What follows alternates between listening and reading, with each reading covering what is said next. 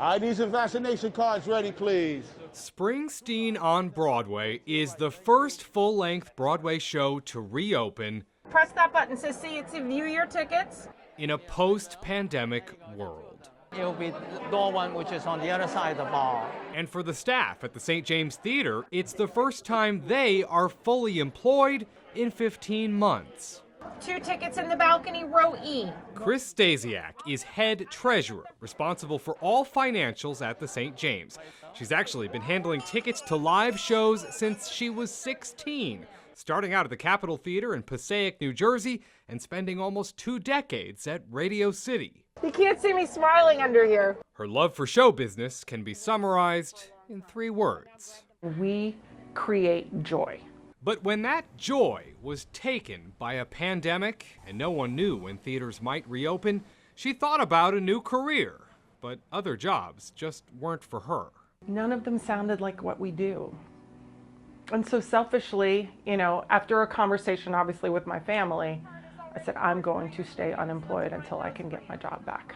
Follow me, please, okay? Row L, watch your step. How long have you been an usher? Oh, too long to count, over 10 years, I think.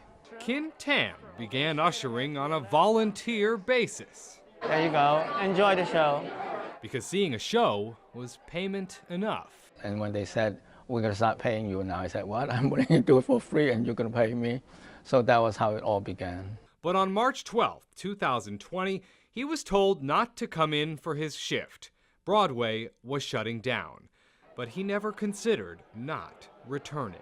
I guess I'm just too attached to it. The good news for staff at the St. James came on June 10th. So we knew we were getting a show. We didn't know what it was. All they were told, it would open June 26th. But we knew that if it was opening Broadway, it had to be enormous. It was. But while Springsteen's show itself is not brand new, it first played back in 2018, so much going into logistics for it is. Theater goers and staff all must show proof of vaccination, masks optional, tickets all digital. A big change. Put your password in right there, sir. Especially for Stasiak. What is your last name, sir? Who is still printing a handful of tickets each show. Sir, there's your barcodes. You just throw that to them, okay? She will never forget that very first day back. Elation, joy, fear also. Fear because other theaters will now be looking to the St. James as a model for what works and what doesn't in terms of post-COVID operations. Enjoy the show. It's 2 hours and 20 minutes, no intermission. As for Kin Tan, he was worried the pandemic may have made him a little rusty. Ask myself, have I lost my touch? But all it takes is one night.